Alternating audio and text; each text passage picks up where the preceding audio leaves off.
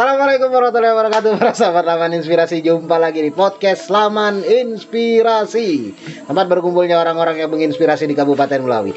Apabila Anda mencari inspirasi, Anda tepat berada di podcast Laman Inspirasi. Hari ini saya sedang bersama Ibu Marlina. Ibu Marlina ini adalah guru di SMP 1 Pinoh Selatan. Jadi kita akan membuat maraton podcast tentang SMP 1 Pinoh Selatan, karena SMP 1 Pinoh Selatan adalah anggota dari FPB, Pak, Forum Pembangunan dan Berkelanjutan Kabupaten Melawi. Dan hari ini Laman Inspirasi sedang ada kerjasama dengan FPB, Suara Institut, dan WWF Indonesia. Jadi kita akan bikin maraton podcast lah. Jadi nanti ada 120 video. Nah, video ini adalah salah satu dari 120 episode itu. Nah, hari ini kita akan ngomongin tentang mata pelajaran terkait lingkungan. Nah, itu kalau di sini ada enggak mata pelajaran yang terkait itu gitu loh? Ada, Pak. Ada. Itu apa pelajarannya dulu? Prakarya sama IPA. Oh, prakarya sama IPA. Iya, dia berkaitan dengan lingkungan. Kalau prakarya itu apa yang diajarkan? Anak-anak disuruh buat kelompok. Nah, yang nanti dimana kelompoknya itu terdiri dari 3 orang. Nah, mereka ini bercocok tanam. Bercocok tanam. Nanti untuk pembibitannya sama persemaiannya itu mereka buat sendiri di rumah. Oh, seperti itu. Kalau IPA-nya? Kalau IPA paling mengenal tanam-tanaman yang ada di sekitarnya. Oh, berarti tanaman-tanaman di sini sudah teridentifikasi, Mbak. Apa? Oh, ini pohon ini pohon ini. Iya. Ada banyak saya lihat pohon di sini kayak. Iya. Mungkin bisa jelas apa? Sampean kan bukan guru IPA nih, tapi bisa menjelaskan nggak kira-kira ada pohon apa aja yang ada di sini, Ki? Sepemahaman. Ibu aja. Oke, untuk yang di SMP Pinoh Selatan ini banyak sekali jenis pohonnya ya, Pak. Yang pertama itu ada pohon jambu, mangga, ada petai, terus itu kedondong tuh, bukan? kedondong. Nah, itu kedondong. Itu pinang apa? Ini akasia kan? Akasia. Jadi ada banyak pohon di sini. Iya. Kalau misalnya sahabat Laman Inspirasi datang ke sini, daerah depan itu asri sekali ya. Sangat rindang, ke dalam juga banyak pohonnya, karena sekolahan ini itu dulu sempat ada kerjasama dengan WWF Indonesia. Iya. Dengan masalah terkait penghijauan ya. Iya. Nah, itu ketika zaman itu Bu Erlina sudah ada di sini belum? Sudah mengajar di sini belum? Sudah, Pak. Oh, sudah. Iya, dibantu juga sama Firman kemarin acaranya gimana. Oh, itu yang diajarkan apa di waktu dulu? Kalau untuk yang dari WWF-nya sendiri, kita belajar tentang lingkungan, untuk penghijauan juga tidak memakai barang sekali pakai. Oh, iya. Berarti misalnya air minum harus bawa botol sendiri. Nggak boleh minum air mineral. Nah, itu dipraktekkan di sini. Iya, dipraktekkan, Pak. Kemarin tuh kan sebelum COVID ini kita reselahnya seminggu sekali untuk anak-anak dari program puskesmas juga kan. Nah, untuk reselah ini mereka bawa bekal sendiri sama botol minuman sendiri. Oh, reselah itu apa? Makanan sehat di sekolah. Oh, ya, itu. Ada program seperti itu di sini. Oh, saya baru tahu. Masih ada program karena saya ngerasakan makanan tambahan itu ketika masih SD dulu. Oh, itu udah tahun 90 berapa? Udah lama, dan ternyata di sini masih ada program masih ada, itu. Pak. Nah, juga kalau yang khusus putri kemarin tuh program dari kita dibantu juga UKS sama puskesmas dari Manggala itu. Mereka kasih yang tablet tambah darahnya. Khusus yang putri dari kelas 7 sampai kelas 9. Nah, kalau hal itu dapatnya sebulan sekali, seminggu sekali, atau untuk yang tadi arah selah tuh? Yang reselahnya biasanya seminggu sekali, Pak. Oh, setiap hari Kamis. Setiap hari sampai sekarang. Sampai sekarang. Sampai sekarang. Tapi belum berjalan untuk yang sekarang. Oh, yang sekarang COVID, karena COVID itu. Berarti dalam proses itu ada pengajaran juga, pembelajaran juga terhadap siswa untuk tidak menggunakan produk satu kali pakai. Selain itu ada nggak aktivitas-aktivitas yang mengajarkan mereka terkait lingkungan, selain membawa minum tidak kemasan tapi bawa botol sendiri yang bisa digunakan berkali-kali, ada nggak hal lain yang diajarkan sekolah ke siswanya gitu? Kemarin mereka itu menanam. Menanam. Kemarin tuh menanam, disuruh bawa tanah bakar sendiri, habis itu bawa tanaman sendiri. Nah, mereka rawat tanaman itu. Berarti siswa-siswa di sini memang diajarkan untuk cinta lingkungan ya? Iya, Pak. Dan belajar bagaimana caranya merawat lingkungan. Iya. Jadi mereka nyiapkan bibit sendiri, nyiapkan tanah bakar sendiri dan dibawa ke sekolah. Iya. Dan ditanam siswa sendiri. Iya. Nah, hasilnya siswa ikut merasakan nggak sih, Pak? Ada sebagian. Ada sebagian. Nah, yang bisa merasakan. Karena kayak yang buah jambu bisa diambil. Karena kalau buah yang lain kan buahnya butuh waktu lama ya. Iya. Bisa sampai lebih dari 5 tahun baru berbuah. Sedangkan masa sekolah mereka hanya 3 tahun, otomatis sudah lulus. Mungkin adik-adiknya nanti yang merasakan. Ada kendala enggak sih, Bu, dari menjalankan itu, misalnya siswanya protes atau apa gitu? Masa kami disuruh kami sekolah kok disuruh bawa tanah? Itu ada yang protes enggak? Kalau buat kendalanya pasti ada lah. Untuk siswanya paling 1-2 orang lah yang protes bawanya setiap hari gitu kan, bak tanah bakarnya. Bak tanah bakar tuh setiap hari? Setiap hari. Kemarin kan untuk mengisi ban-ban di situ, Bapak. Ban-ban yang di bawah itu. Iya. Tanam situ. Itu ditanami apa daerah? Kemarin tuh ada bunga sama sayur. Ada bunga sama sayur. Iya. Tapi itu sebelum COVID atau pasca COVID atau sebelum COVID? Sebelum COVID. Iya. Pantas hari ini kelihatan enggak seperti belum ada tanamannya. Jadi karena COVID enggak dirawat. Nah, berarti setelah COVID ini enggak ada program apa-apa terkait lingkungan? Belum ada, Pak. Belum. Nah, kalau misalnya pelajaran prakarya tadi kan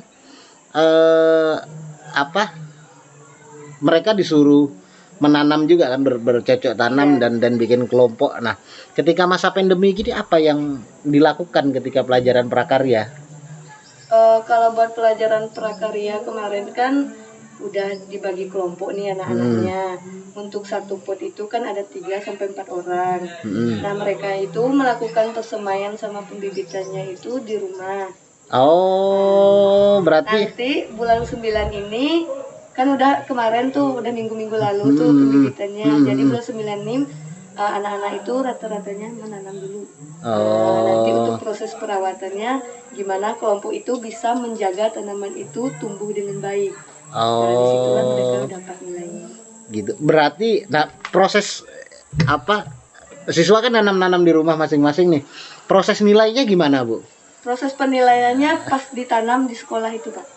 Dari mereka kerja, pas itu gemburkan tanahnya dalam pot itu, sampai perawatan menghasilkan sebuah tanaman. Kalau di rumah gimana menilainya gitu? Mereka kan saat ini nanam di rumah nih, menyiapkan semuanya di rumah ketika masa pandemi.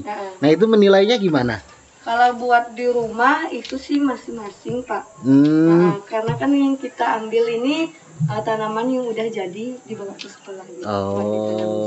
Di masa pandemi berarti mereka juga tetap datang ke sekolah untuk menanam itu. Ya mungkin karena di sini di kampung juga ya, daerahnya sangat lumayan agak masuk ke dalam lah. Jadi untuk COVID juga mungkin agak aman di sini ya daripada daerah-daerah lain.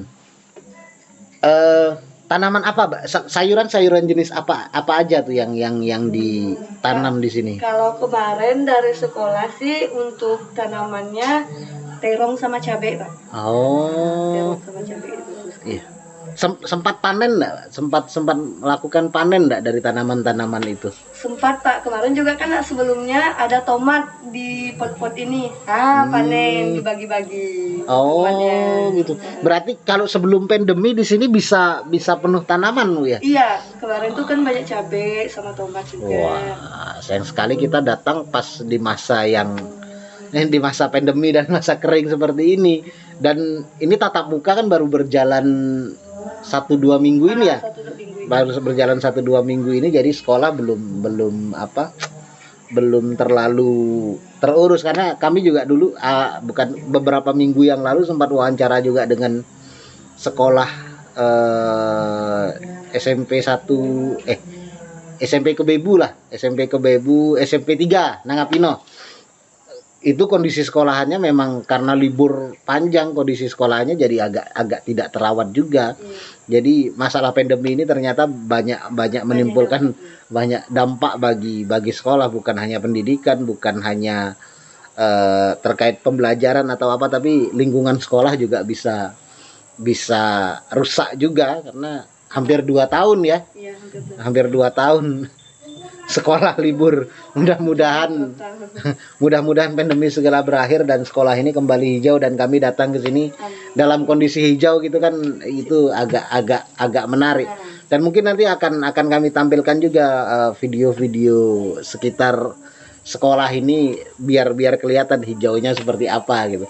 Karena sekolahan ini asri dan berarti kerjasama dengan WWF itu sangat menguntungkan sekali bagi sekolah, ya. Iya, Pak. Nah, itu kira-kira seberapa menguntungkan sih bagi sekolahan adanya program seperti itu? Kalau misalnya keuntungan yang didapat dari sekolah pasti banyak lah, Pak.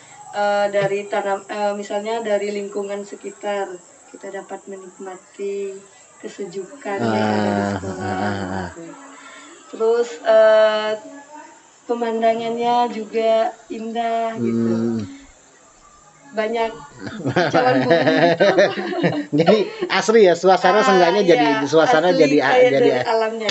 Jadi ditambah lingkungan sekitarnya juga masih memang banyak pohon-pohon yang tinggi-tinggi. Karena tidak semua tidak semua sekolahan di kampung lingkungan sekolahnya seasri ini. Sekolah saya aja yang berada di kampung waktu SD ya, itu gersang. Nah, ini menarik sekali dan mengajarkan siswa untuk cinta kepada lingkungan, untuk belajar untuk mengerti pohon, menanam pohon, merawat pohon. Itu saya rasa sangat berarti sekali lah bagi sekolah dan buat siswa gitu. Walaupun sederhana. Nah, kalau dalam kehidupan, misal sebelum pandemi nih, kalau tadi kan saya dengar ada cerita siswa itu ketika makanan tambahan tadi, resela namanya, itu diwajibkan membawa minuman sendiri sama tempat makan sendiri. Nah, kalau misalnya sebelum pandemi kegiatan seperti itu apa sama seperti itu, maksudnya kegiatan untuk menjaga lingkungan, untuk ketika sebelum pandemi ada enggak? Paling mereka untuk yang sebelum pandemi itu kegiatannya ya mengungut sampah gitu. Terus sampahnya itu dipisah, misalnya dari sampah organik, anorganik, sampah kaca gitu. Oh, ada pemisahan itu. Ada pemisahannya. Ada yang bertanya enggak siswa gitu, kenapa sih kok harus dipisah gitu? Ada enggak siswa yang kritis seperti itu? Belum ada. Belum ada. Jadi siswanya nurut aja gitu ya, diperintah seperti itu nurut aja. Nah, kalau ada tindakan lanjutan nggak dari sekolahan, Bu? Misalnya kan habis dipisah nih. Iya. Nah, sampahnya ini ada pengolahan lanjutan nggak dari sekolah gitu, atau dibuang aja ke tempat pembuangan umum di sini? Kalau untuk yang sampah-sampah daun ada pengolahannya, Pak.